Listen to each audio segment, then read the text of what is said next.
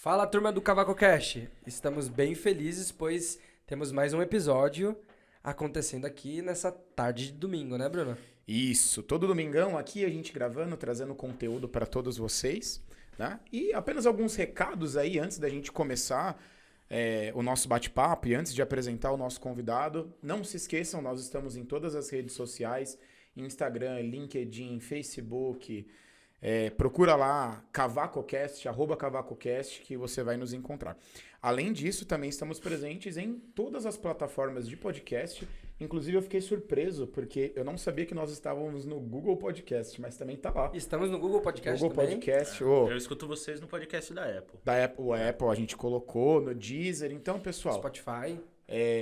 só digitar CavacoCast lá que vocês vão encontrar aí todos os bate-papos. Já quero pedir desculpa também, né, que o nosso produtor, Vinícius, que está ali atrás, né, no episódio anterior, ele não identificou que ele estava com o microfone desligado. Então, eu venho humildemente pedir perdão pela má qualidade do serviço prestado anteriormente e prometendo que de agora em diante isso não vai acontecer mais, né? Ele foi punido, né? Ele recebeu uma carta. Recebeu uma carta, uma notificação, uma advertência. Né? Tem que ser assim, senão não vai. Beleza. Lucas, então, já dados os recados, vamos apresentar o nosso convidado? Vamos apresentar. Não sei se vocês perceberam, mas o nosso convidado trouxe um mimo, um presente para nós, uma caneca. Super canequinha que a gente usa super lá. caneca. E nós estamos com o diretor comercial da Rochelle. Seja bem-vindo, Bruno Ibrahim. Sou eu. Obrigado, Lucas. Obrigado, Bruno, pelo convite. A gente da Rochelle agradece, né? Eu representando a Rochelle, afinal, seria eu, o Hélio, que é nosso diretor, também meu pai, e ele não saberia, ele nem sabe o que é um podcast, então eu venho representando aqui. O brinde é a caneca que a gente usa lá, a gente tenta diminuir um pouco o consumo de plástico, né? Já é uma empresa que usa pouco plástico, já recicla bastante, principalmente pelo método de cavaco, né? O nome do podcast, e aí a gente usa essa caneca e falei, puta, eu vou levar pra eles que vai ficar legal na mesa. Boa. Na verdade, ele foi estrategista, né, Bruno? Não, ele tá divulgando a marca dele divulgando sem a o marca Paga dele Nós, sem né? o Paga Nós, né?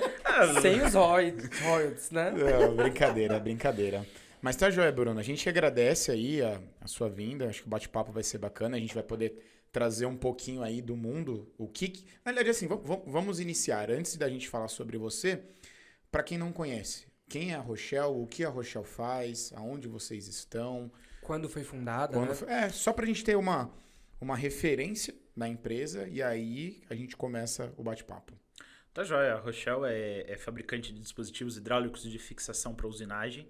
Então, a gente faz qualquer solução de fixação que seja para usinagem seriada, prioritariamente usinagem seriada e usinagem assim, de volumes de 10 mil peças ano a 1 milhão ou menos do que isso, depende o quanta rigidez você precisa, quanto repetibilidade você precisa, né? Então a gente está disponível no mercado, a gente está aí atuante nos principais usinadores do Brasil, a gente atua.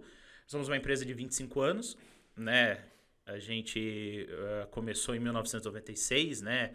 E aí, desde então, a gente vem fazendo essas soluções de fixação especiais para os diversos setores e diversos segmentos aí de forma a atender todo mundo. Mais ou menos isso. A gente fica em Sorocaba, né, no interior de São Paulo, mas a gente atende Brasil, México, Colômbia, Argentina. Quem precisar, a gente se vira no espanhol. Tem inglês. Então... espanhol? Não. Então, ou seja, eu preciso produzir uma peça em alta escala, não só em alta produção, mas preciso produzir algo e preciso criar um dispositivo. Então eu chego, como funciona? Eu chego com a peça, te dou, e aí vocês projetam, fabricam internamente, como é? Bruno, antes de a gente entrar nesse tema de produto, só para entender, a Rochelle começou em Sorocaba. Ela foi fundada lá ou vocês começaram ela em uma outra cidade, foram para Sorocaba? Como que... Não. Nós Antes de a gente entrar no produto técnico para entender nós somos de Sorocaba, fundados lá e continuamos também. A gente atua no Brasil inteiro, mas partindo de Sorocaba, né? Legal. Bom, e aí voltando na do Bruno, então, o cliente chega então com uma peça... O principal jeito assim... Ele pode chegar somente com a peça e falar, eu preciso usinar ela inteira, eu preciso só por exemplo, fazer o bloco ou o cabeçote, só fazer a cubagem dele aqui e mandar para outro cliente, ou eu preciso fazer essa etapa do processo. E aí e o modelo da máquina, se ela tem hidráulico ou não, se ele precisa que a gente forneça o hidráulico ou não. E aí a gente desenvolve desde o orçamento, aí o projeto, tudo em cima da peça bruta e usinada, né? O modelo 3D, 2D também para ter as referências das onde são as usinagens. A gente consegue desenvolver tudo a partir de, vamos dizer, pouca informação. Então, tem clientes que estão mais habituados, né, a essa compra, que ele manda a peça e fala, Rochelle, se vira aí para fazer um dispositivo para mim e a gente dá um jeito. Certo. Eu pensava porque, dependendo dos tipos de ferramenta também que o cara vai usar, muda o dispositivo. Então, ele tem que te falar isso daí também ou não? Sim, e isso é uma coisa muito importante, né? Quando a gente está falando de dispositivos, a gente sempre está fazendo análise de colisão. Eu descobri até que antigamente não era comum fazer análise de colisão. A análise de colisão era uma responsabilidade do cliente. Isso é algo até que engraçado, né? Porque aí a gente fazia o dispositivo e mandava para ele. Se colidisse, era problema dele. Aí isso com o tempo foi mudando, né? A gente falou, não, pelo amor de Deus, né? Vamos internalizar isso. Vamos internalizar porque aí o produto não é nosso, pô. Como que o produto é nosso, tem que funcionar, né? Então, o cliente, para orçamento, ele pode mandar só a peça e dizer o que ele precisa fazer. E aí, quando a gente está em projeto mesmo, que a gente faz toda a modelagem 3D, né? A gente faz toda essa... como vai ser o dispositivo, a gente faz análise de colisão, né? Ele tem que mandar todas as ferramentas que ele vai usar, ou o fornecedor dele de ferramenta tem que mandar para a gente.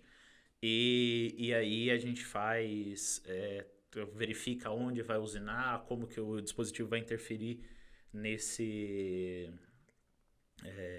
ferramenta. Aí, precisa alongar a ferramenta, precisa encurtar a ferramenta. Não, eu preciso fazer somente nossos dispositivos que são muito em bases fundidas, né? Base em ferro fundido para dar estabilidade, para dar uma rigidez no processo, né? Absorver vibração. Então, por exemplo, a base eu preciso modificar essa torre que ficava aqui, ela precisa, o bócio, né? A gente chama bastante de bócio. Ficar aqui, precisa tá lá, tá aqui. A gente vai modificando o dispositivo junto com as ferramentas que o cliente nos envia, né? Esse é o processo normal. É o processo assim, que desenvolve mais rápido, é quando o cliente já tem as ferramentas que ele precisa usar e a gente vai adaptar o dispositivo à ferramenta, né? Porque você comentando sobre isso, falando em usinagem, um dos principais pontos, né, que a gente enxerga como problema, falando em ferramentas, né? Temperatura e vibração são os maiores causadores de desgaste prematuro de ferramenta, né? Então, como a parte do processo de vocês envolve muito vibração, quanto mais curto eu conseguir estar entre ferramenta e spindle da máquina, melhor para o processo de usinagem, porque eu tenho uma tendência a ter menor vibração. Sim. Só que para fixação isso complica, né? Porque é justamente o contrário. Quanto mais longa a ferramenta, mais flexibilidade eu tenho na fixação. Mas isso é um desafio diário nosso. Então, como eu disse, às vezes eu tenho que pedir para alongar a ferramenta. Eu peço para alongar o mínimo possível, porque normalmente até a colisão é com a peça, não é nem com o dispositivo, né? O dispositivo meio que eu tenho que me virar, certo? Claro que não dá para fazer um dispositivo flutuante, né? Mas a peça ficar flutuando e o dispositivo fixar, não existe isso. Eu vou ter aonde pôr as garras, né? Pôr os cilindros hidráulicos, que é quem realmente faz a fixação. Eu tenho recursos para diminuir a vibração da peça, como por exemplo os work supports, né? Que são os antivibradores, antivibrantes, que eu coloco em pontos estratégicos para conseguir absorver vibração, para fazer um quarto ponto, né? Porque você forma um plano com 3 pontos, certo? Então, o quarto ponto precisa ser sempre imóvel. Senão você faz hiperlocação, você faz conceitos que muitas vezes as pessoas elas querem fazer o dispositivo assim... essa peça dá para pôr um monte de cilindro, eu apoiar em um monte de lugar e a peça é bruta. Então, na verdade, você vai criar infinitos planos embaixo dela e aí você não vai... você não vai conseguir usinar ela da melhor forma, né? Porque é importantíssimo que tenha repetibilidade, né? Então, se a gente está trabalhando com peças brutas, né? Que elas saem direto da fundição, da injeção e vão para o dispositivo, eu preciso que elas estejam apoiadas em um plano só. Porque aí eu consigo, na máquina, fazer a correção da posição, ou utilizar palpadores, alguma coisa assim. e o dispositivo vai garantir que esteja sempre no mesmo lugar. Certo. É comum, então, por exemplo, o pessoal... Porque isso é um ponto, né? Existe uma variação do modelo bruto para a usinagem. Sim. Certo? Vai vir diferente da função, da forjaria e por aí vai. Uhum. Então é comum o pessoal utilizar a palpadora, essas coisas no começo Sim, da operação? Justamente. Ultimamente a gente observa uma tendência bem grande disso.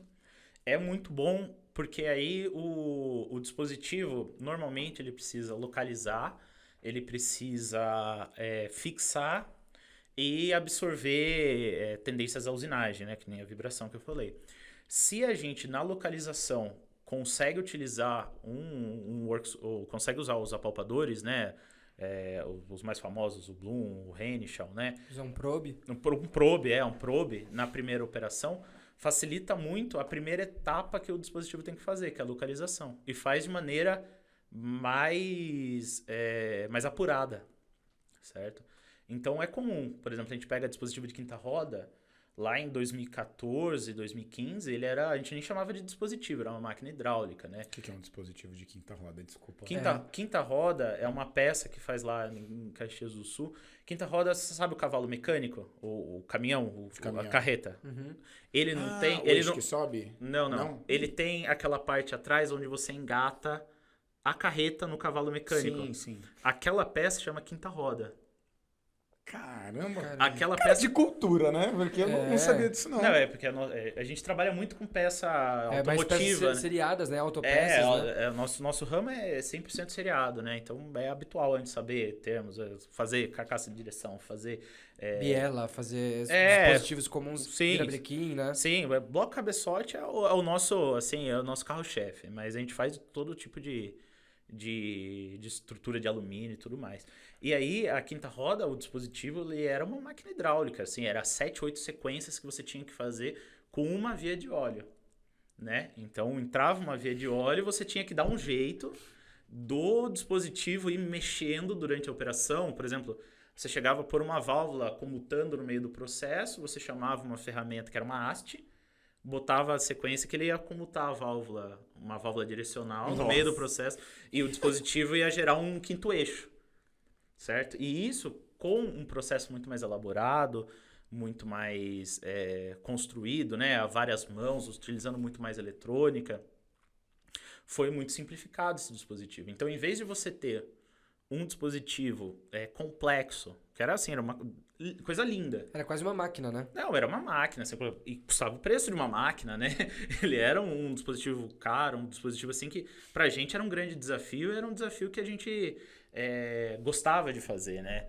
Mas o processo ficou muito mais inteligente quando colocado esses recursos eletrônicos. Então, usar o probe, nesse caso, é muito bom. O que existe... Por exemplo, a maior função de bloco cabeçote do mundo, aí é só pesquisar, vocês vão saber quem é.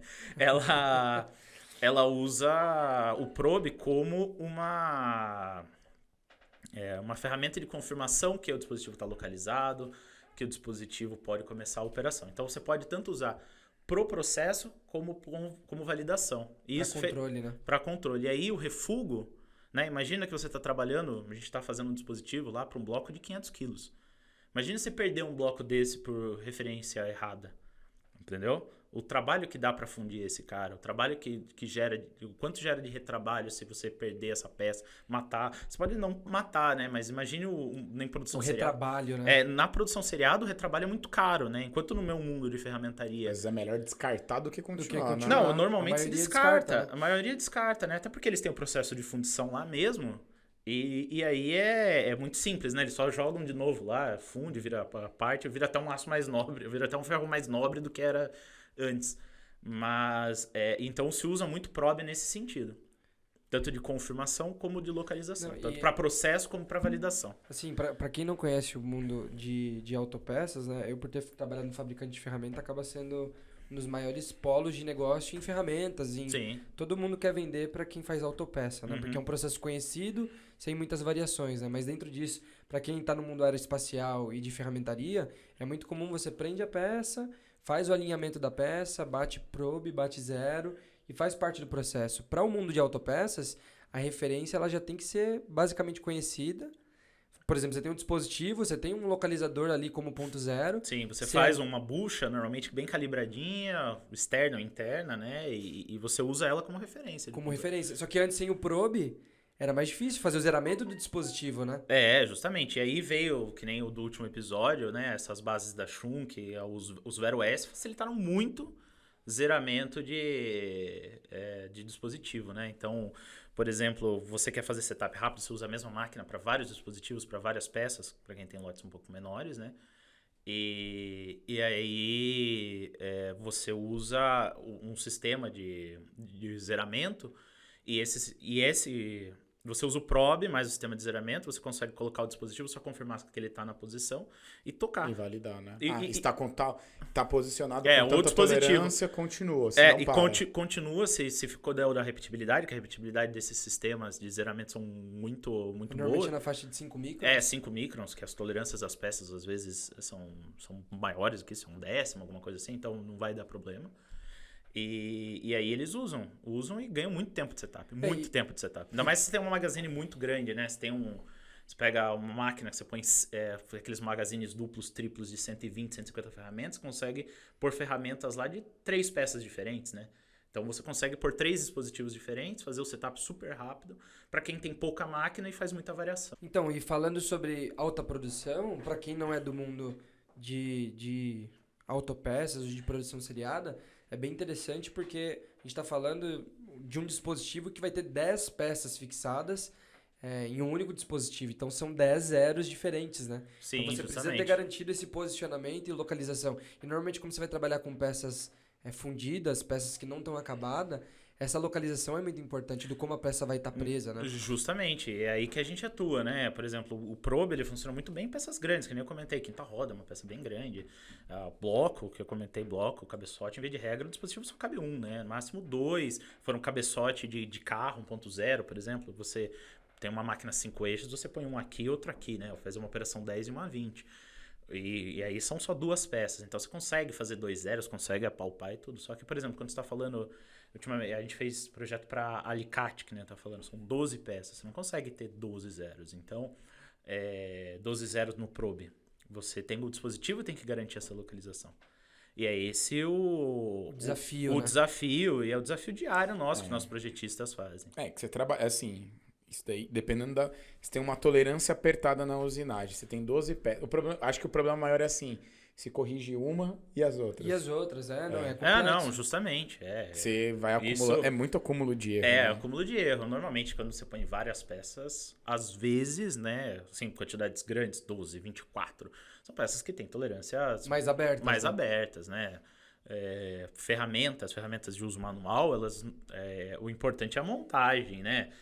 Vai ter os pontos de prisão, que são os furos de encaixe, mas nesses vocês usam uma tecnologia mais aprimorada para ter uma usinagem de referência naquilo. Sim, né? você usa mais a fixação, mas ele em si, o importante é a funcionalidade, né? Não é que nem, por exemplo, eu estou usando bastante exemplo de bloco cabeçote, porque realmente a gente faz de tudo, né? Vamos usar outro exemplo, uma carcaça de bomba. A gente ali tem tolerâncias centesimais, micrométricas, aí você microns, né? Então aí você tem dificuldades maiores e aí você evita esse acúmulo de erro, né? Você tenta deixar sempre o dispositivo mais 0 possível para o erro estar todo nos outros processos que a gente sabe que vai ter. Todo mundo quer tirar. Todo mundo tira. Tira de um colo e põe no outro. O cara de ferramenta fala, não, minha ferramenta tá vibrando porque o cone é muito longo. Cara, não, o cone precisa ser longo porque o dispositivo não tá... Não, mas o dispositivo é assim porque a máquina não é tão precisa. Isso é dia a dia. E o cliente quer a peça boa para montar e entregar para o cliente final, né? Claro, né? Que é o consumidor. Nenhum dos dificilmente os nossos clientes são o cliente final, né? Dificilmente, tirando fabricantes de direção ou fabricantes de bombas, né? Dificilmente eles são o cliente final. Então, eles sempre têm que estar... Eles obedecem o desenho, que nem a gente obedece o desenho para fazer o dispositivo, eles obedecem o desenho porque o cliente dele vai validar conforme o desenho que ele enviou. Então... Deixa eu fazer uma pergunta voltando lá no da quinta roda. É que na minha cabeça veio, né? Beleza, é uma peça grande... Aí você disse que no meio do processo ele chamava uma ferramenta lá, que era uma haste só. que vinha, encostava lá num botão, numa alavanca que reposicionava a peça. É isso? Reposicionava a peça, fazia uma inclinação porque tinha um furo aqui. Nossa, doideira. E aí hoje é feito de forma eletrônica, você disse. Forma eletrônica. Mas essa eletrônica, ela se comunica com a máquina? Não, Como que justamente, né? Até o desenvolvimento não foi nosso, né? Foi até de um concorrente nosso. Ele fez esse desenvolvimento junto com a empresa. A gente pode fazer também de qualquer forma, que nem da mesmo jeito. E ele colocou várias válvulas na unidade hidráulica, né? E aí, com isso, esses movimentos fazem direto comunicação com o comando da máquina. Então, no comando da máquina, você consegue fazer essa movimentação e tudo mais. É uma solução. Por exemplo, tem fabricantes de máquinas que a máquina mesmo já vem, né? O centro de usinagem já vem com 12 vias.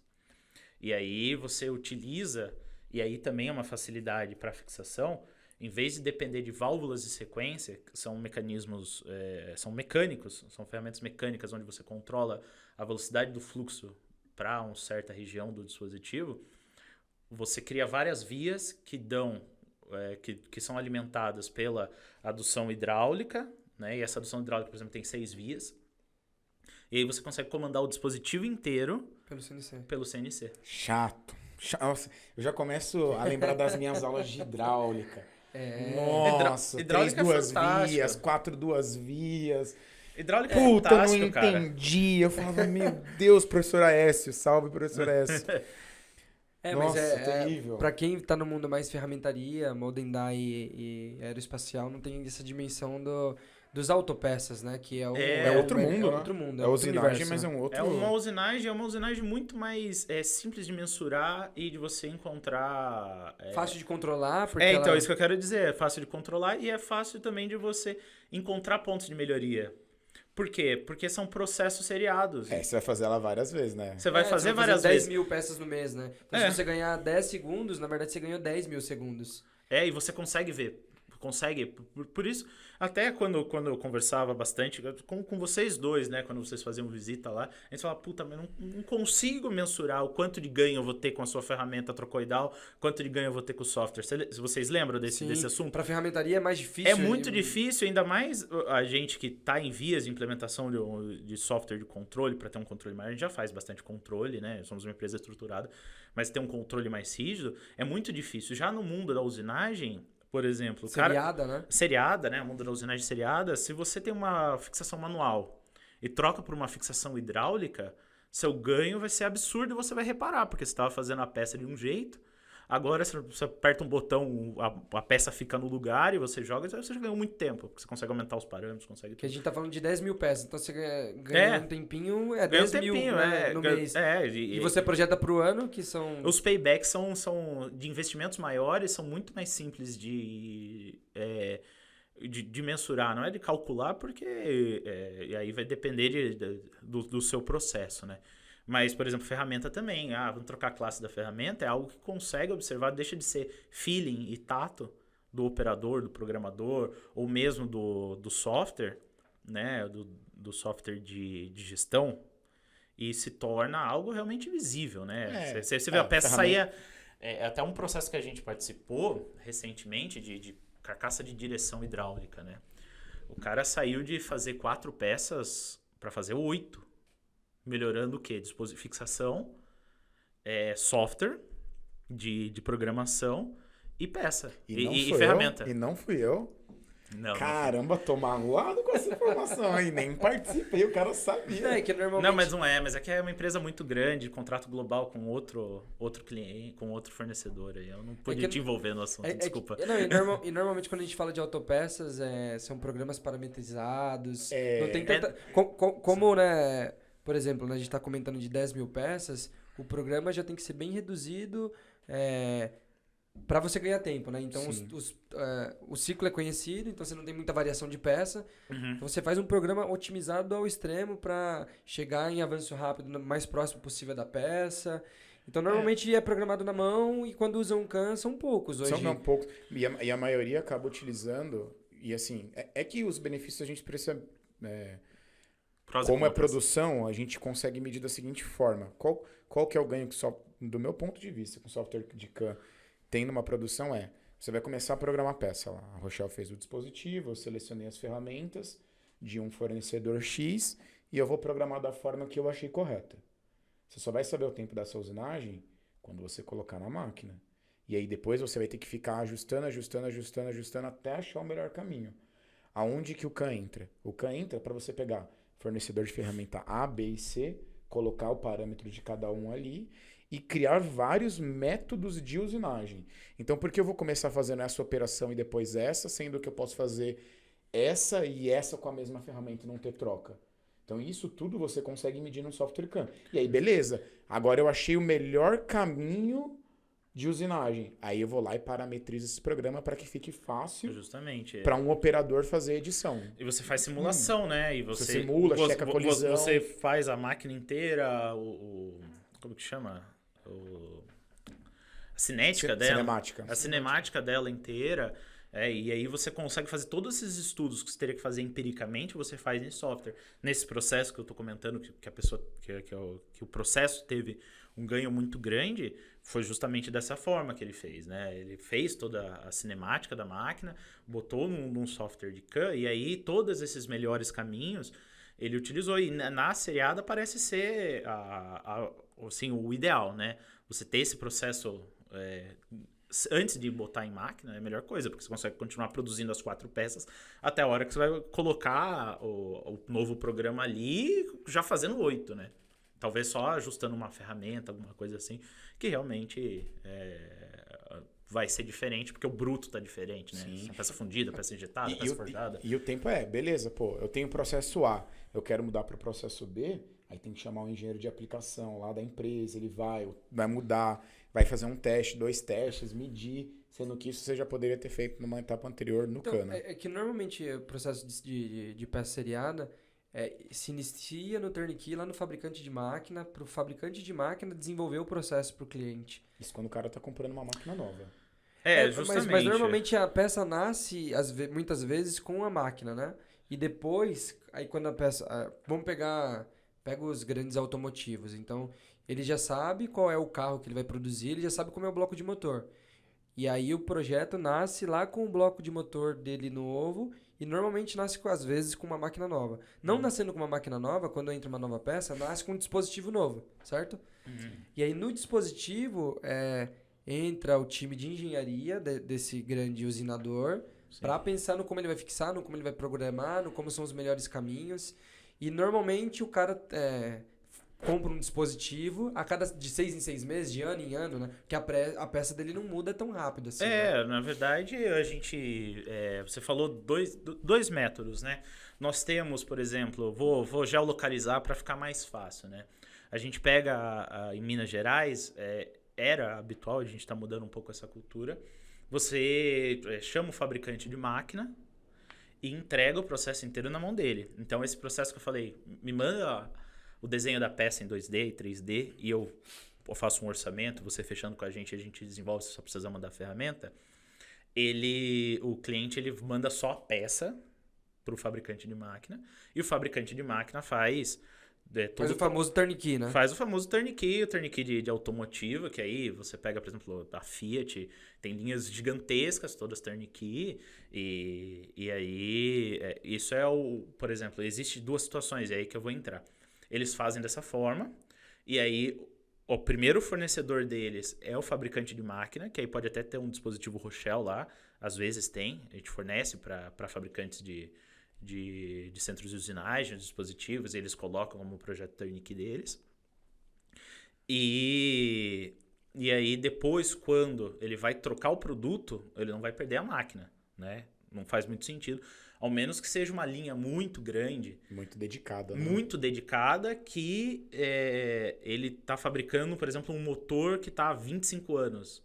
Né? Um exemplo claro disso é o motor Fire, né? O motor Fire está aí desde 2002, sei lá, não tenho dado aqui. Não sou a Gabriela Pioli. Sem dado, então não pode.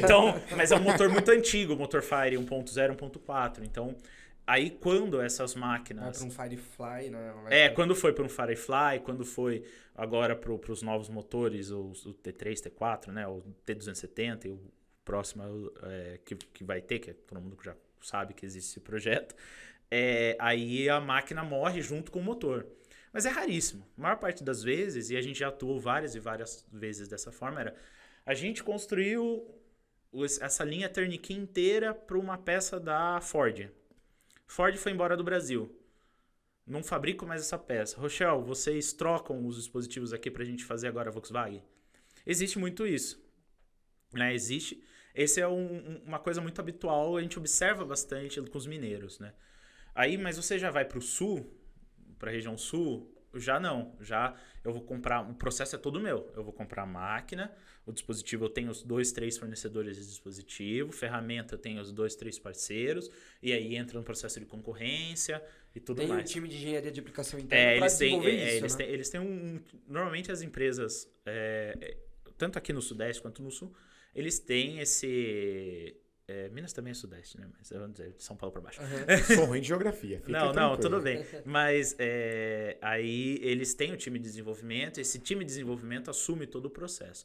E existe também uma opção que chama Share Key, que basicamente alguém do processo, seja o fabricante de dispositivo, o fabricante de máquina, o fabricante de ferramenta, ele é a pessoa responsável pelo processo, mas ele não faz as aquisições.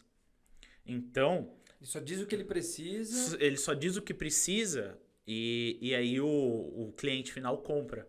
É um meio bem inteligente de você não ter o processo com você, mas estar a par dele e economizar também, né? Porque pense que num projeto Turnkey, quem é responsável, seja o fabricante de máquina, seja o fabricante de ferramenta, seja o fabricante de dispositivo, ele vai pôr a porcentagem dele, no mínimo, para administrar esse projeto, o risco, mais os impostos. Então, no Share Key, que a gente já fez alguns projetos, que é bem interessante, o cliente final, né, o meu fabricante menor, de ferramenta, ele é o cara que... vou comprar daqui, você vai me vender, o fabricante de máquina, você vai me vender só programação e sua hora de engenharia.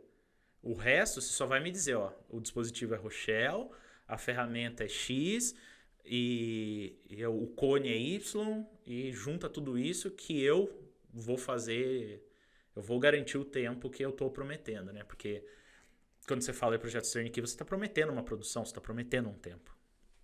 Então, existe dessas duas formas. Legal. Pra quem achou que dispositivo era coisa simples, né? A gente vê que tem... dispositivo é muito... É um desenvolvimento muito importante, porque... Um exemplo, né? O cara quer produzir essa caneca. Sim. Como ele vai fazer essa caneca? Vamos falar que vai fazer em alumínio. Ele vai usinar ela de um bloco bruto, muito mais caro, né? Sim. Então, vou criar um molde de fundição, mais ou menos já no formato, e usino só o que importa, que é, digamos assim, né? É esse interno e essa alça. Sim. Aí vai chegar pra Rochelle, eu quero usinar essa peça. Aí o Bruno vai falar, tá, mas quantas peças dessas você quer produzir pra você bolar a quantidade de fixação, né? Vamos prender quantas canecas na máquina. Né? Sim. Isso é uma conversa que eu tenho com o cliente, né?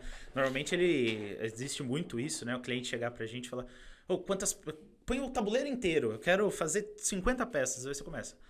Primeiro, o tempo de fixação vai ser mais lento. Depois, seu tempo de usinagem vai ser muito maior. Então, precisa haver um equilíbrio. E o seu dispositivo vai custar muito caro. Então, vamos pensar numa solução, num bom custo-benefício e num tempo de usinagem que vai ser plausível, né? Porque muitas vezes ele acha que quanto mais peça ele pôr por vez, ele vai ter um ganho. Mas muitas vezes não. Muitas vezes, esse tempo de usinagem total, de tirar e pôr peça, ainda mais em máquinas paletizadas, que é o que a gente mais faz, a gente faz sempre dispositivo impar.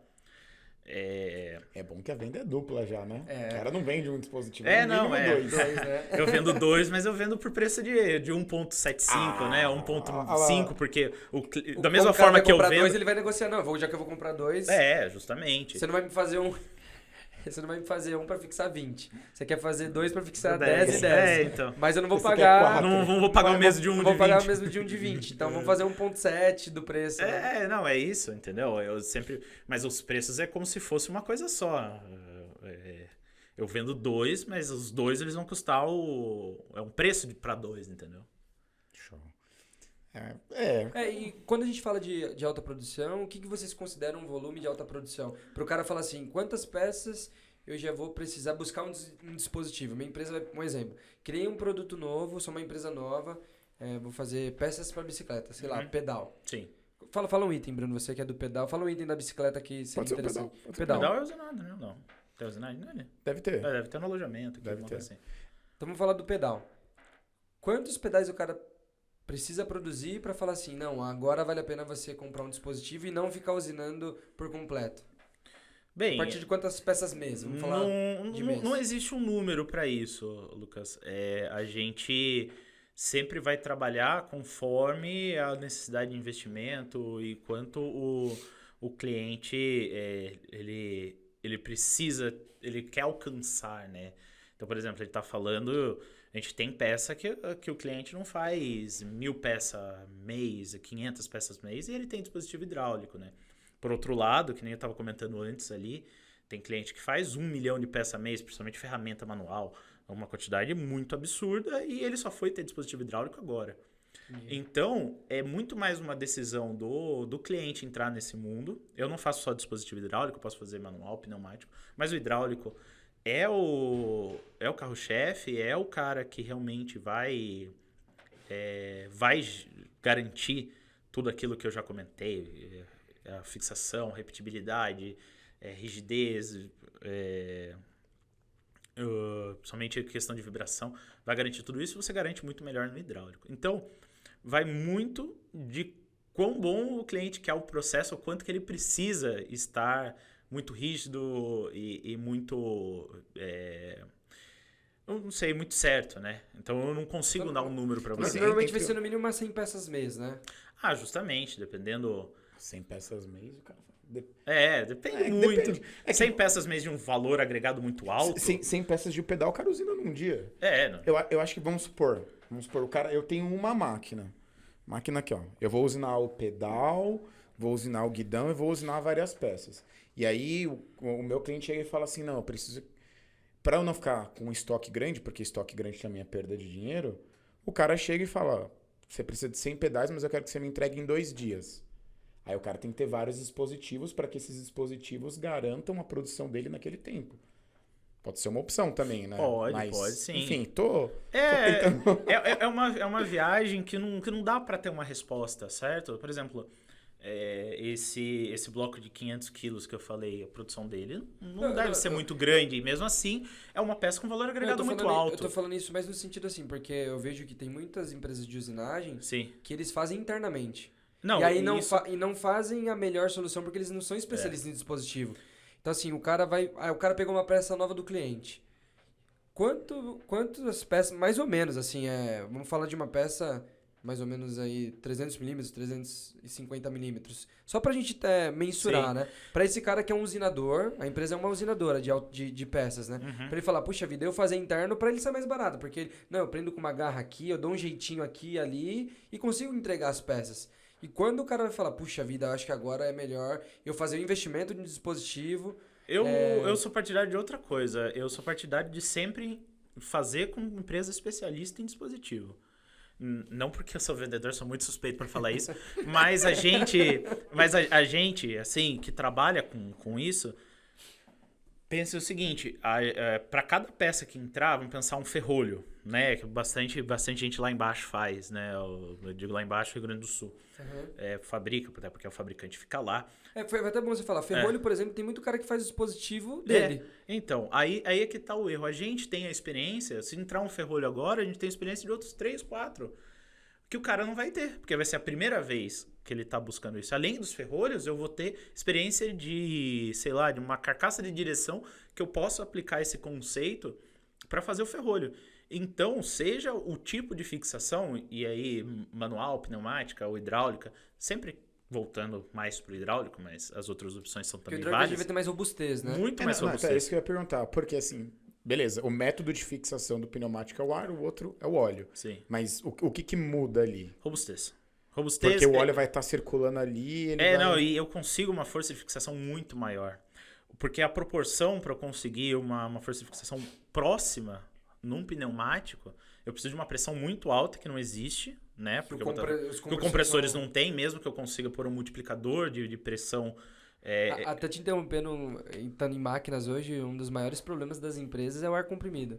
Vira e mexe, tá 6 bar, a gente pensa, não, a máquina precisa de 8 bar. Tá 6, 6.5, aí acaba a energia, o pessoal não faz manutenção dos compressores. A água ainda dá, o problema é óleo. Aí eu falo porque na Rochelle, às vezes, se a gente está usando uma refrigeração a ar para fazer a usinagem, né, que a gente tem alguns equipamentos com isso, a última máquina da linha já dá problema. Então, se eu tenho isso na Rochelle... Então quando a gente vai instalar a máquina, fala, tá, o compressor tá muito distante, Não tá. Eu tenho 2 compressores lá, mas eu tenho esse tipo de problema. Então, imagina você ter que garantir fixação, uma fixação que dá robustez e que o cara consiga usar os melhores parâmetros da ferramenta usando dele. um AP de 15, tanto de rotação e de avanço, aí o ar vai... O ar vai falha, aí a peça sai ruim, mata o dispositivo, tromba no dispositivo, tromba na peça. Ferra um spindle. Ferra o spindle. E aí é isso tanto que... Um exemplo, né? Tem aqui no grande ABC, a gente tem um fornecedor de válvulas pneumáticas, né? Muito grande. E ele usa dispositivo hidráulico, já chegou a usar dispositivo pneumático. Mas ele mesmo viu que pela robustez era muito melhor usar hidráulico. Hoje ele usa hidráulico. A gente vai fingir que a gente não sabe o que você tá falando. Tá? Então, tudo bem. Bravo. Outros, tem outros lá também, né? Tem também. Tem. Mas aí Não, claro. acho que cada um tem a sua finalidade, a sua aplicação, mas era mais para entender. Não, mas eu acho legal chegar nesse ponto, porque assim, a gente tem usinagens maiores que vão... Porque assim, o cara ele vai olhar, tá, eu tenho que vender... O cara vai fazer essa peça, a caneca. Vamos falar da caneca, falar do ferrolho, de uma biela. Sim. Ele vai pensar na quantidade que ele precisa fazer, ele vai cobrar R$50 para usinar aquela biela. E aí ele precisa entender, puxa vida, porque assim, né, quando o cara pensa... Vamos falar ele tá falando dos clientes maiores que já sabem que dispositivo é a solução perfeita. Sim. Agora...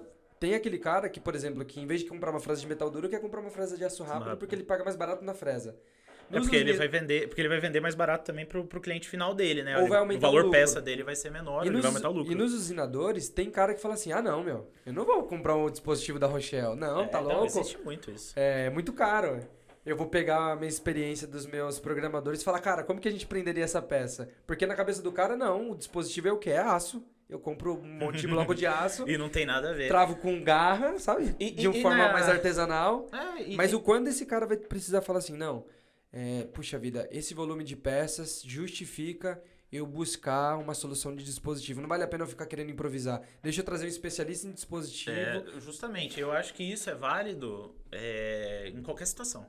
Se o cara vai fazer seriado, ou mesmo protótipo, que aí... dependendo da empresa, ela tem um valor de investimento que o próprio cliente final dela passou para fazer, pode fazer com a fixação feita por um especialista em fixação. E eu acho isso muito importante, porque o que a gente vende não é aço, não é ferro fundido, isso é muito simples, qualquer um compra. Né? O que a gente vende é know-how, a gente vende o nosso conhecimento, né? 25 anos de empresa, a gente tem projetista há mais de 20 lá, né? Os nossos projetistas são muito importantes para a gente e a gente está sempre ensinando. A gente tem um banco de dados lá, um database de 2.500 projetos, né? Então, é isso que eu vendo, porque eu vou saber fazer a fixação da melhor forma, né? E vou poder dizer também para o cara se a peça dele não precisa ser feita no dispositivo. Meu volume é muito pequeno, vou fazer 50 peças, nem sei quando eu vou fazer mais. Não, então tá bom, fixa aí na morsa ou no que você tenha e tá tudo bem. Você pode dar até um auxílio para esse cara, a gente ajuda muito, né? Pra falar assim, eu sou mais comercial, mas isso aqui você precisa de um dispositivo Rochelle. Não, isso aqui não justifica.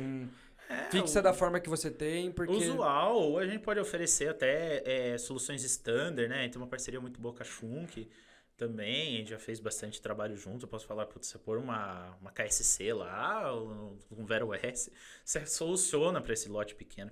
E até no mundo do aeroespacial é muito isso. É muito difícil para a Rochelle conseguir fornecer uma solução que nossas são sempre voltadas para seriada, para peças de lote muito pequeno. Com muitas usinagens, né? O cara da aeroespacial, eu vejo que ele vende usinagem. Ele vende o tempo de máquina dele, né? Ele vende porque a peça já chega pronta, né? Ele vende o know-how de como usinar a peça. Eu já não vendo know-how de como usinar, eu vendo know-how de como fixar, de como você ter ganho de produção. Se o cara tem lotes muito pequenos e muito variados, né? Ele precisa de soluções standard. Então, mas eu sei que você tá querendo buscar. Você tá perguntando de várias formas pro Bruno pra ele te falar um número. Não, 10 peças você comprou o dispositivo. Não, mas agora não, mas peraí. claro, né? Mas, o Aerospace, ele foi um o exemplo perfeito. Porque os perfeito. caras. É produção. Só que é mais volume. Lote. São lotes pequenos, mas são lotes que todo mês tem. Sim. São 30 peças dessa aqui, mas todo mês tem 30 peças. E aí o pessoal não utiliza, a maioria, na realidade sim, a maioria... Vou dar um exemplo de umas peças mais difíceis de usinar, né? Que a gente munhão, né? Vamos falar de usinagem de munhão. Normalmente o know-how tá no dispositivo de fixação e nas estratégias do como prender. Porque no aeroespacial tem muita variação do bendito do alumínio, do inox, que torce, tem a manha de usina de um lado e depois usina do outro para tirar. Sim, mas então aí é vocês difícil, observam né? que é o know-how de usinagem. O dispositivo é muito importante, mas o dispositivo não consegue solucionar todos os problemas. Muito a ver ali no aeroespacial é tempo de máquina mesmo. O que um dispositivo hidráulico de fixação, os nossos concorrentes vão fazer é você ganhar tempo em fixar.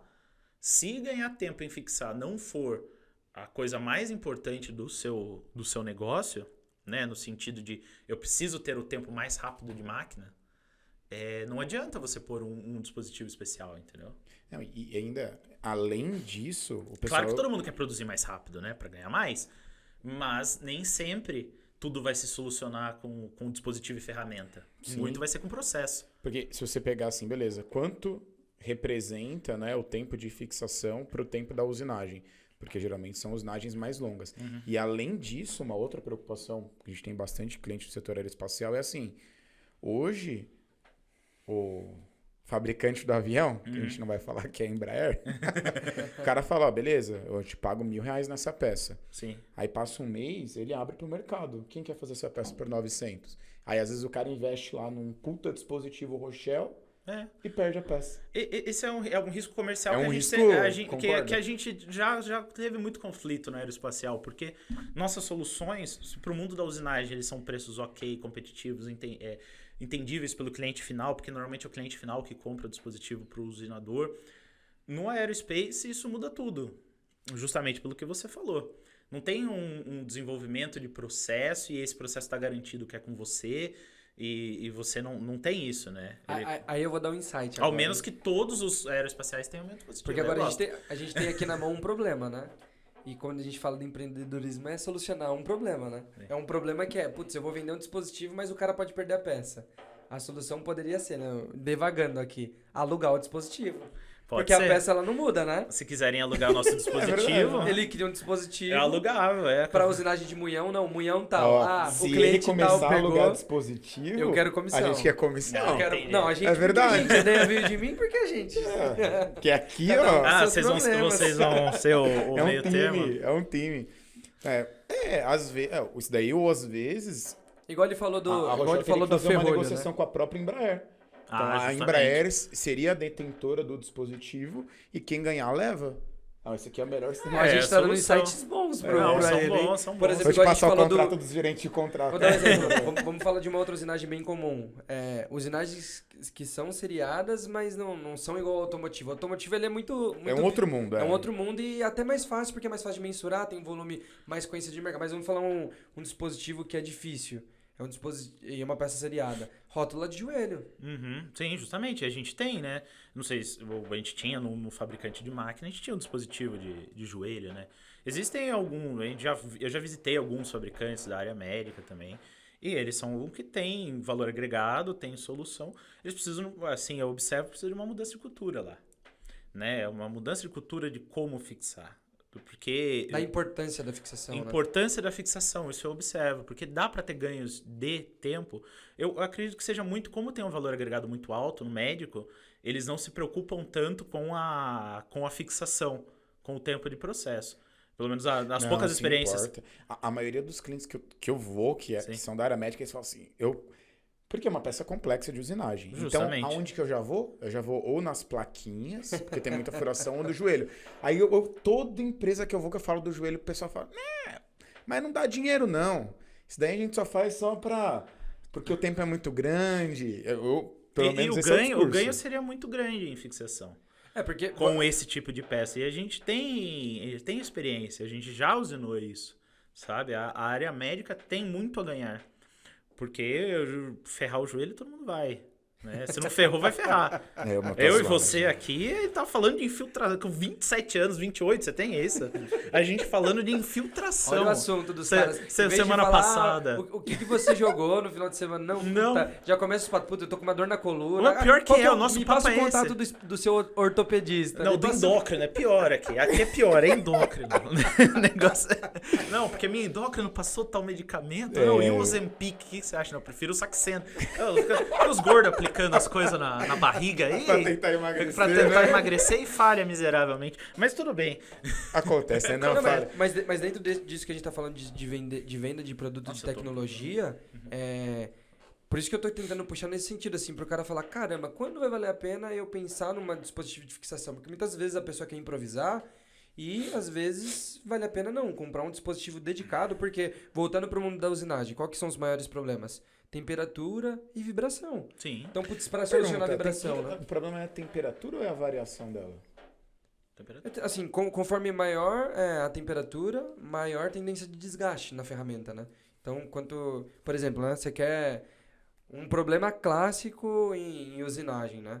O operador vai usinar uma peça, ele vê vibrando, a primeira coisa que ele vai mexer, às vezes ele fecha o avanço.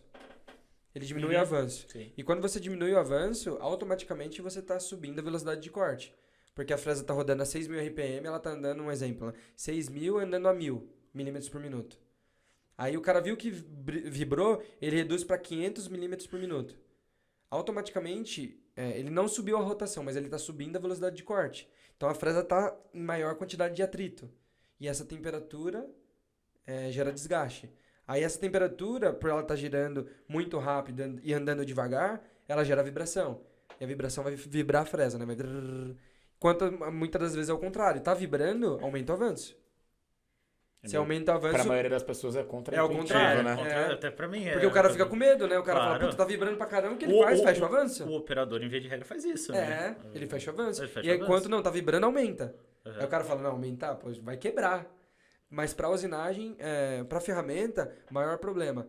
Temperatura, que o dispositivo não vai resolver tanto, mas vibração ele vai resolver muito, né? Resolve 95%, você vai resolver no dispositivo. Você bota bastante massa nele, bota rigidez na fixação. Vários pontos de travamento. Vários pontos de fixação ali, cilindros com o mensuramento certo, né? De força, para também não... Pôr um cilindro gigantesco numa peça desse tamanho, você deforma a peça inteira, né? Você não pode deformar a peça também, o dispositivo não pode deformar a peça. Dispositivo pelo bem e pelo mal, né? Muitas vezes chega o cliente falando, putz, minha peça empena muito. O dispositivo não pode mexer nesse empenamento gerado em um processo anterior, né? Ele não pode empenar a sua peça.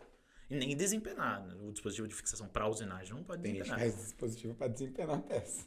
Então, o dispositivo de desempenho existe, de calibração. Por exemplo, a gente está fazendo um dispositivo a gente fez um dispositivo para tampa traseira da caçamba da Toro, certo? Que ela é assim. E a peça, antes de entrar na usinagem, ela é calibrada porque o formato da peça é mais ou menos esse. Imagine na forja a variação que ela tem. Então, existe dispositivo de desempenho, não é nosso foco, mas o de usinagem não pode interferir. Ele tem que seguir à risca o que o desenho fala, ou à risca onde são os melhores pontos, e não pode interferir em nenhuma parte que vá deformar a peça. Você comentou que vocês fazem muito para fresamento. Para torneamento, vocês também desenvolvem? Sim, a gente tem dispositivos de torneamento, então aí você nem é hidráulico. Vamos dizer, ele é hidráulico porque você utiliza o varão, né? Eu desmonto toda a placa e aí eu faço todo o meu mecanismo hidráulico em cima do varão que puxaria a placa, certo? Que faria a centralização. E aí eu consigo desenvolver bastante coisa ali. Por exemplo, manga de eixo, dispositivo para manga de eixo, sapata de freio, vários até carcassinha de bomba, que a primeira etapa é torno e depois vai para o centro de usinagem, né, de frisamento. A gente desenvolve essas soluções E aí tem duas opções. Ou pode ser inteiramente mecânico, né? E você faz a fixação. Ou a gente utiliza o varão ali, o puxar, e aí todo o mecanismo. Dá para fazer cilindro hidráulico, cilindro giratório em cima desse processo. É bem legal, esses dispositivos rotativos, né? Mas não castanha. Não castanhas especiais, e sim dispositivos de fixação para tornos. Para tornos. Castanha especial, compra a castanha mole, torneia e acabou, né? A castanha dura, segunda pressão, isso é usual, tem bastante, tem até concorrentes meus que fazem muito bem. Não, mas você A gente sabe fazer castanha, a gente faz as nossas, obviamente, a gente tem o know-how para fazer, tem clientes nossos que já... A Rochelle tem dispositivo para as peças, Bruno? Como assim? As peças da Rochelle? Não, porque nossas peças são muito variadas, né? Nosso dispositivo é Morsa. Né? Eu tenho muito a desenvolver em Morsas, né? Isso acho que você já foi lá algumas vezes, você sabe que eu consigo desenvolver bastante. Em tempo de setup, de variação no meu processo, eu consigo mexer muito. Mas minhas peças, cada dispositivo, e até depois de aproveitar esse assunto, eu queria mostrar o que é um dispositivo, porque talvez tenha gente que tá falando dispositivo, e o cara vai achar que é celular. Mas é verdade, né? Pode achar que é um dispositivo. É um dispositivo. Mas o bom é que a gente falou 1 hora depois, né? Por exemplo, eu posso fazer um dispositivo para usinar toda essa carcaça que é usinada, né? Só que aí eu tenho que ir lá pra China. Compartilha para quem está no Spotify e essas outras coisas, você vai ter que narrar o que está aparecendo na tela. Mas você vai poder ver no YouTube ou nos nossos cortes no Instagram e no LinkedIn. Entra no YouTube. Ou no meu próprio LinkedIn, né? Meu LinkedIn, Bruno Ibrahim Silva, já tem bastante coisa lá que você consegue entender o que é. Pode me adicionar, conversa com todo mundo, não consigo compartilhar porque o Bruno tá compartilhando. Não estou mais. Deu pau. Não foi. Pronto, agora foi. Muita hora nisso, cuidado. Às vezes casa de ferreira espeta de pau, né? Não, eu falei pra puxar essa brincadeira. Aí você vai visitar a Rochelle e ele tá usando garra pra fixar as peças. As garras tudo fresadas já, de que o cara deu umas cutucadas. Eu tô dando risada nervoso. A gente tem aí um dispositivo para máquina 5 eixos de mancal de máquina, né? Então, é hidráulico, tanto que eu vou acionar e eu aliviar, né? Fazer o P e o T, pressão e tanque. E ele faz posicionamento, faz fixação para fazer uma operação lateral e uma operação superior, né? Dá para ver alguns furos. Para quem não tá vendo e só nos ouvindo, é um dispositivo com várias peças. Acionado quatro peças, né? Mas são vários componentes, né? E para fixação de peça, né? Então é acionado por válvula, por hidráulico, né? Por exemplo, eu vou ter ali aqueles pontinhos verdes ali em cima, do lado da peça do... Deixa eu ver se consigo dar um zoom aqui. Opa, spoiler de outros dispositivos. Não vou conseguir dar zoom. Aqui, ó. Esses pontos... É azul, né? Eu tô vendo azul. Tem verdes também, né? Aqui, ó, esse azul e verde aqui, ó, ele é uma válvula de sequência, né? E a gente usa a válvula de sequência nossa, fabricada, como comercial. Essa, por exemplo, uma mini comercial de um fabricante de cilindros. E aí eu consigo fazer o sequenciamento de fixação e localização através desses componentes. Legal. Então, eu primeiro vou fechar aqui, depois eu vou lá, depois eu vou pôr a garra e vai fechar aqui. Tudo isso eu consigo fazer através do sequenciamento dessas válvulas. Dessas válvulas, legal. Essas válvulas permitem. Também tem outros elementos bem interessantes aí, né? Você pode observar os cilindros giratórios. Aqui ele tem Poka-yoke sempre a gente está fazendo formas de você só conseguir fazer a fixação de uma forma. Até tava brincando com meu pai, né, o Hélio, a gente tava falando assim: ô pai, esse dispositivo aí, o mataburro tá bom, né, porque eu não tô conseguindo pôr a peça, que eu fiquei tentando pôr a peça. O mataburro tá funcionando bem, né, o Poka-yoke. Então... Mas ela só fixa quando ela entra na máquina, né, tipo duplo pallet. Ou ele já fixa já no... Ele fixa na estação de carga. E aí você, por exemplo, põe retenções nele para ele já ir fixado do outro lado, e ele só põe de novo a pressão do outro lado para garantir. E tem máquinas que nem isso. Tem 3... Vamos falar um pouquinho do hidráulico, né? As opções que você tem. Se você não tem uma máquina com hidráulico, a gente fornece o processo para você pôr o hidráulico. Ou então você pode ter uma unidade externa, que aí com um sistema de engate rápido, muito simples, você coloca, o dispositivo faz toda a fixação, você tira esse engate rápido e o dispositivo fica fixado ali. A gente põe um acumulador de pressão, põe algumas ferramentas de forma a esse dispositivo ficar fixado no seu tempo de usinagem. Ele consegue ficar lá, sei lá, um processo de meia hora, 40 minutos, 2 horas. Ele fica fixado, tranquilinho. A gente põe um acumulador de pressão com pré-carga, né? Então ele já vai com 40 bar estabelecida uma membrana, um processo bem interessante. Você põe óleo ali e o óleo faz a pressão através de uma membrana com gás inerte. E aí você consegue usar se você não tiver unidade externa. Se você só tiver unidade externa. Se você tiver a unidade dentro da máquina, a gente pode... Você usa da máquina. E aí tem a opção de por exemplo, máquinas do fabricante japonês, ele só tem uma via. Né? A Morisei, na estação de trabalho, ela só tem uma via. Então, ela só tem a via de fixação, ela não tem a solta. Então, o dispositivo tem que ser muito estanque, tem que ser muito sem nenhum vazamento interno nem nada, porque senão um problema comum que a gente observa em dispositivos, ainda mais com algum desgaste de alguns anos, etc., é ele começar a ele mesmo se abrir, né? Como que funciona isso? Tem algum vazamento interno nele que a garra... Perde pressão. Ou melhor, ele continua com a pressão. Aí é que tá. Principalmente se tem uma via só, porque aí toda vez que a pressão cai, o dispositivo, a máquina põe pressão nele. Só que tá vazando em algum outro lugar. Ele tá vazando numa camisa de cilindro, né? Por exemplo, cilindro giratório, o êmbolo ali, ele vai estar com a área maior embaixo, que é a de solta, do que a de fixa. Então, se passa óleo da fixa para solta, ele começa a abrir o cilindro. E isso tudo são experiências que a gente tem. Por exemplo, os nossos cilindros, esses cilindros nesse exemplo aqui são comerciais, mas os nossos cilindros, eles são 100% estanque e aí... Para evitar esse problema. Para evitar esse tipo de problema. Claro que já aconteceu, por isso que eu sei que existe esse problema. Em quanto tempo vocês recomendam a manutenção do dispositivo? É em horas? Como que é a manutenção de dispositivo? O dispositivo é uma estrutura muito robusta, né? Eu vou até pôr outro exemplo aqui. Esse aqui é 100% nosso. Deixa eu pôr ele com a peça. Peraí. Não. Cadê só o dispositivo? Aqui. Ele é uma solução 100% nossa, então aqui não tem nada comercial. É cilindro nosso, fixação nossa. Né? A fixação tá aqui, ó. É um dispositivo para alicate, né? Ele tem 12 posições. Ele é para centro horizontal. E ele tem bastante coisa que eu estava comentando com vocês. Por exemplo, aqui, ó, ele tem 6 vias. Eu utilizo 2, 3 delas. Entendeu?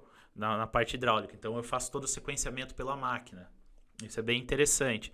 Eu tenho sistemas de Pokaioke aqui, sistemas de mola para gatilho, porque peças pequenas, principalmente, um ponto bem interessante que você tem que ver é você colocar a peça e soltá-la e ela não cair, né? Você não pode deixar que a mão da pessoa fique lá para fixar, né? Então a gente usa sistemas de gatilhos, sistemas de jeitos de pré-posicionar e pré-fixar a peça antes da fixação mesmo, de forma que também não atrapalhe a fixação em si. Então sempre tem que ter esse equilíbrio. Por isso que eu falo bastante do know-how. Mas você estava perguntando um negócio, Lucas, que eu... Da manutenção. Manutenção, desculpa. A manutenção vai depender muito do seu nível de produção. A gente recomenda uma revisão anual do dispositivo, aí, como se fosse carro mesmo. Tem empresas que têm setores de dispositivos, de manutenção de dispositivos específicos. E aí elas fazem basicamente um retrofit, né? Desmontam todos os cilindros, trocam todas as vedações, trocam toda a tubulação, mas isso é uma coisa que o cliente quer. Já outros, por exemplo, tem dispositivos nossos rodando há mais de 10 anos sem a pessoa mexer nele, né? Sem manutenção. Sem manutenção. Tranquilamente, muitos. Aí chega o cara, putz, mas tá vazando. também está fazendo tantas peças, já fez tantas peças, é habitual e a gente faz a manutenção dos nossos Porque deve ter dispositivos. itens de desgastes, né, assim, pra troca. Não, com mais certeza, frequente. né? Claro que tem. Principalmente vedação, as coisas são terceirizadas, né? Não é aço, não é tratado. A gente tem o nosso processo bastante desenvolvido dos cilindros, por exemplo, que pode ser a peça com maior desgaste porque é a parte que movimenta, né? E aí eles podem gerar um desgaste normal, depois de muitos ciclos. Fala-se 1 milhão de ciclos de abrir e fechar, normal. Às vezes dura bem mais que isso, às vezes dura um pouquinho menos. Vai muito também, como a gente não fabrica a vedação, né? Depende muito da qualidade da vedação. A gente Mas põe, então uma qualidade muito boa, alemã, né? Fraudenberg, mas às vezes vai depender de como eles fabricaram. Então o ideal é a revisão anual do dispositivo. É uma revisão anual, você pegar, olhar se está com algum vazamento, perguntar pra gente. A gente tem um projeto de todos, a gente é muito tranquilo quanto a isso. Você fala, putz, Bruno, preciso do desenho de tal pecinha aqui que deu colisão. Uma coisa habitual, né? Operador, às vezes, operador processista da colide normal. E aí a gente manda o desenho, você fabrica lá, se tiver uma ferramentaria interna, a gente orça, manda para você.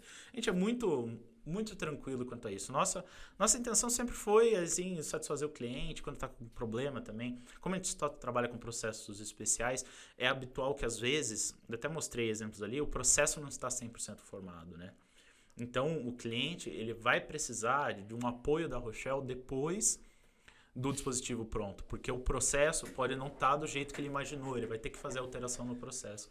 E a gente auxilia da melhor forma, né? Seja, vamos fabricar uma peça nova, isso não estava no escopo, ou isso não estava no escopo, mas eu sei que é importante, que a gente precisa entregar. O nosso objetivo é sempre o processo tá da forma mais otimizada possível, o que envolva a fixação, né? Perfeito, ótimo. Maravilha, acho que ficou bem claro, então, que é a Sim. Rochelle, a história da Rochelle. Vamos entrar agora um pouquinho Só queria mostrar esse vídeo, é um dispositivo de carcaça, que é o que eu falei que teve um ganho bem grande, né? E aí tem várias ferramentas, o cara usando isso aqui. Foi uma análise de colisão, que era um assunto que a gente entrou antes. Putz, cara, a análise de colisão disso aí demorou mais de mês, né?